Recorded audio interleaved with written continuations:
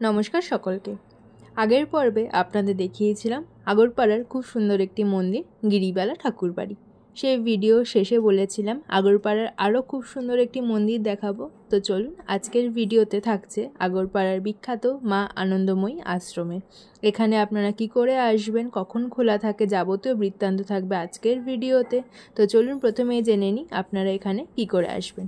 প্রথমে আপনারা মেন লাইনের ট্রেন ধরে চলে আসবেন আগরপাড়া স্টেশন।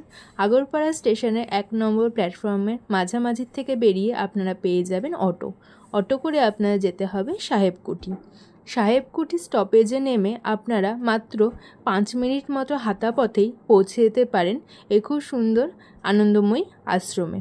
আমি এখানকার গুগল ম্যাপসের লিঙ্ক দিয়ে রাখবো ডেসক্রিপশন বক্সে, সেখান থেকে দেখে আপনারা খুব সহজেই পৌঁছে যেতে পারেন। আমরাও হাঁটতে হাঁটতে পৌঁছে গেলাম একদম মন্দিরের সামনেই। রাস্তা দিয়ে তো দেয়ালে খুব সুন্দর মা আনন্দময়ীর বাণী লেখা ছিল। গিরিবালা ঠাকুর বাড়ি দেখে আসার পর আমরা চলে এসেছি এখানকারই মা আনন্দময়ী আশ্রমে। বেশি দূর কিন্তু না, মাত্র 5 মিনিট। ওই মন্দির ঠিক পিছনেই কিন্তু এই আশ্রমটি অবস্থিত। তো এসে তো দেখলাম খুব সুন্দর এখানে কীর্তন হচ্ছে। চলুন এই বিকেলে মনোরম আবহাওয়ায় পুরো আশ্রমটা আপনাদের ঘুরিয়ে দেখাই। মন্দিরে ঢোকার মুখেই দেখলাম রয়েছে এখানকার দাতব্য চিকিৎসালয়ের একটি পোস্টার। আপনারা দেখে নিতে পারেন, আপনাদের কাজে লাগতে পারে। তাছাড়া কিন্তু মন্দিরটা বিশাল চত্বর নিয়ে অবস্থিত, সব কিছুই আপনাদের ঘুরে দেখাবো। চলুন আগে মন্দিরের গর্ভগৃহের দিকে যাওয়া যাক।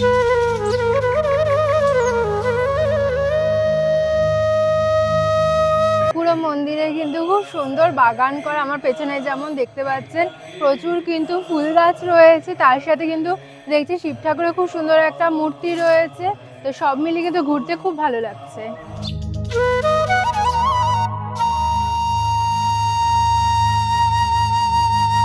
চারিদিকের বাগানে ঘুরতে ঘুরতে চোখে পড়লো ভীষণ সুন্দর একটা জিনিস, সেটা হলো পদ্ম ফুল। আমাদের এখানে তো খুব কম জলপদ্ম দেখা যায়, তাই এই পদ্ম ফুলটা দেখে ভীষণ ভালো লাগলো। চারিদিকে আরও প্রচুর গাছপালা ছিল। চলুন আপনাদের এবার এই মা আনন্দময়ী আশ্রমে যে নাট মন্দির রয়েছে সেই নাট মন্দির এবং মন্দিরের দর্শন করাই।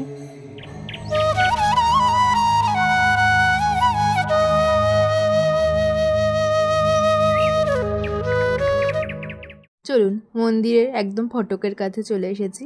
দর্শন করতে করতে এই মন্দির এবং মা আনন্দময়ী সম্পর্কে বেশ কিছু কথা জেনে নেওয়া যাক। মা আনন্দময়ীর জন্ম নাম ছিল নির্মলা সুন্দরী। উনি 30শে এপ্রিল 1896 সালে জন্মগ্রহণ করেন। হিন্দু ধর্মের একজন অত্যন্ত সম্মানীয় আধ্যাত্মিক সাধিকা ছিলেন। পৈতৃক সূত্রেই আনন্দময়ীর মধ্যে আধ্যাত্মিক চেতনা জাগ্রত হয়, কারণ ছোটবেলা থেকে তার মধ্যে দৈব শক্তির লক্ষণ দেখা যায়। তখন থেকেই হরিনাম কীর্তন শুনে তিনি আত্মহারা হয়ে যেতেন। তার স্বামী রমণী মোহন ঢাকার নবাবের তত্ত্বাবধায়ক হিসাবে যুক্ত হলে নির্মলা তার সঙ্গে শাহবাগে চলে আসেন এবং সিদ্ধেশ্বরীতে কালী মন্দির প্রতিষ্ঠা করে ধর্মকর্মে আত্মনিয়োগ করেন। এই মন্দিরেই একদিন দিব্যভাবে মাতোয়ারা হয়ে নির্মলা আনন্দময়ী মূর্তিতে প্রকাশিত হন এবং তখন থেকেই তার নাম হয় আনন্দময়ী মা। ঢাকার রমনায় তার আশ্রম গড়ে ওঠে এবং ধীরে ধীরে সারা ভারত জুড়ে কিন্তু প্রচুর মা আনন্দময়ীর আশ্রম রয়েছে। বর্তমানের ভারতের হেডকোয়ার্টার হলো হরিদ্বারের কঙ্খলে। তাছাড়া কিন্তু আপনারা এই আগরপাড়াতেও মা আনন্দময়ী আশ্রমে এসে অবশ্যই কিন্তু দর্শন করতে পারেন। মন্দিরে নাট মন্দিরে পুরো দেয়াল জুড়ে ওনার প্রচুর ছবি এবং বাণী লিখিত রয়েছে। আমরা ধীরে ধীরে সবটাই ঘুরে দেখলাম এবং তারপর চলে আসলাম নিচে এখানকার ধ্যানঘর ঘুরে দেখার জন্য। চলুন আপনারাও আমাদের সাথে দেখতে থাকুন। প্রথমেই তো চোখে পড়ল এই সুন্দর একটি ছোট্ট পুকুর, যেটি মন্দিরের চত্বরেই ভেতরে অবস্থিত। নাম না জানা প্রচুর গাছপালা রয়েছে এবং রয়েছে একটি গোশালা। এখন তো শুধুমাত্র মন্দিরে গেলেই গোশালা চোখে পড়ে, তো গোমাতাকেও নমস্কার করে আমরা এগিয়ে চললাম এই বাগানের মধ্যে দিয়ে রাস্তা দিয়ে। প্রচুর গাছপালা কিন্তু চোখে পড়ছিল। আপনারা যদি শীতকালে আসেন তাহলে কিন্তু অনেক ধরনের ফুলও দেখতে পারবেন। আমরা এর আগে কিন্তু এসেছিলাম শীতকালে, সেই ভিডিওটাও রয়েছে, আপনারা চাইলে দেখে নিতে পারেন। মন্দিরটা আপনাদের পুরোটাই ঘুরে দেখালাম, আশা করছি আপনাদের ভালো লাগলো। আর ঢোকার সময় যেটা বলেছিলাম, এখানে কিন্তু খুব সুন্দর বাগান আছে। তো আমার পেছনে এখন দেখতে পাচ্ছেন প্রচুর কিন্তু এখানে ফুল গাছ রয়েছে। আর সবচেয়ে বেশি আকর্ষণীয় যেটা এই আনন্দময়ী আশ্রমে, সেটা হলো এখানে একটা বিশাল বড় কিন্তু সূর্যমুখী ফুলের বাগান আছে, যেটা খুব কম দেখা যায়। তো চলুন আপনাদের দেখাই। এই যে কত সূর্যমুখী ফুল একসাথে ফুটে রয়েছে, দেখতে কিন্তু ভীষণ ভালো লাগছে। একসাথে কিন্তু এত সূর্যমুখী ফুল সচরাচর কোথাও দেখা যায় না। তো এই সুন্দর ফুরফুরে আবহাওয়ায় এত সুন্দর একটা বাগান দেখতে পেরে কিন্তু মনটা ভীষণ ভালো হয়ে গেল।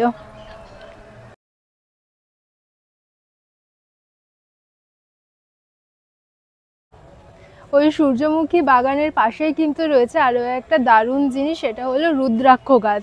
খুব কম দেখা যায় এই রুদ্রাক্ষ গাছ। দেখুন আমার পেছনে লেখা রয়েছে, পুরো কিন্তু বিশাল বড় গাছটা।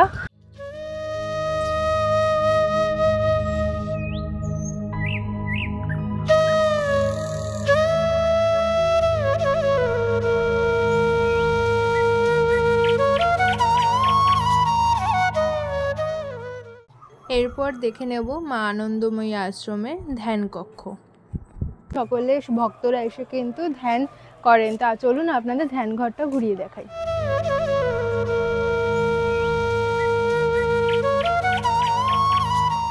চলে এসেছি ধ্যান ঘরের ভেতরে। এখন আমার সামনেই দেখতে পাচ্ছেন মা আনন্দময়ীর এখানে খুব সুন্দর একটি মূর্তি রাখা রয়েছে। আপনারা কিন্তু এখানে এসে অবশ্যই এই ধ্যান ঘরে দর্শন করবেন। মা আনন্দময়ী বাংলাদেশ থেকে 1932 খ্রিস্টাব্দে স্বামীর সঙ্গে উত্তর ভারতে দেহরাদুনে চলে আসেন। এরপর পুরো ভারত জুড়ে তিনি বিভিন্ন স্থানে পরিভ্রমণ করেন। প্রাচীন ভারতে অন্যতম শ্রেষ্ঠ তীর্থস্থান নৈমিষারণ্যের পুনর্জাগরণও তার হাত দিয়েই ঘটে। জীবনের বিভিন্ন জায়গাতে তিনি তৈরি করে গেছেন নানান আশ্রম, এবং এই 25টি আশ্রমে গড়ে উঠেছে বিদ্যাপীঠ, কন্যাপীঠ, হাসপাতাল ইত্যাদি। আপনারা যদি দিনের বেলা আসেন তাহলে কিন্তু এখানে ভোগ প্রসাদ গ্রহণেরও ব্যবস্থা রয়েছে। সকাল 9টা থেকে 12টা অবধি ভোগ প্রসাদের কুপন দেওয়া হয়, মাত্র 100 টাকা মূল্য। তো দিনের বেলা আসলে কিন্তু আপনারা প্রসাদও গ্রহণ করতে পারেন। তাছাড়া মন্দিরটি প্রত্যেক দিন সকাল 9টার থেকে 12:30টা পর্যন্ত খোলা থাকে।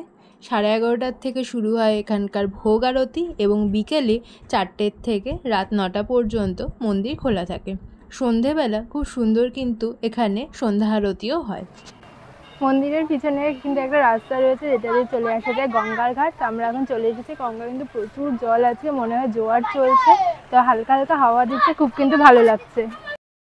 সুতরাং আপনারা যদি একটা দিন এরকম একটি নিরিবিলি আশ্রমে গঙ্গার পাশে কাটাতে চান, তাহলে কিন্তু অবশ্যই আগরপাড়ার এই মা আনন্দময়ী আশ্রমে দর্শন করে যাবেন। এখানে কিন্তু থাকারও ব্যবস্থা রয়েছে। এখানকার ফোন নাম্বার আমি দিয়ে রাখবো ডিসক্রিপশন বক্সে, সেখান থেকে আপনারা কিন্তু যোগাযোগ করে নিতে পারেন। তো এই ছিল আমাদের মা আনন্দময়ী আশ্রমের ভিডিও। আপনাদের যদি ভালো লেগে থাকে অবশ্যই লাইক করে দেবেন, কমেন্টে আমাদের জানাবেন, শেয়ার করে দেবেন নিজেদের বন্ধুবান্ধব আত্মীয়দের সঙ্গে। এছাড়া আপনারা যদি এখনও সাবস্ক্রাইব না করে থাকেন, লাল রঙের সাবস্ক্রাইব বাটনে ক্লিক করে অবশ্যই আমাদের পাশে থাকবেন, এবং পাশে থাকা বেল আইকনটিও ক্লিক করে দেবেন। তাহলে যখনই আমরা নতুন একটি ভিডিও পোস্ট করব সেই নোটিফিকেশন আপনারা পেয়ে যাবেন। দেখা হবে পরবর্তী ভিডিওতে। ভালো থাকবেন, ধন্যবাদ।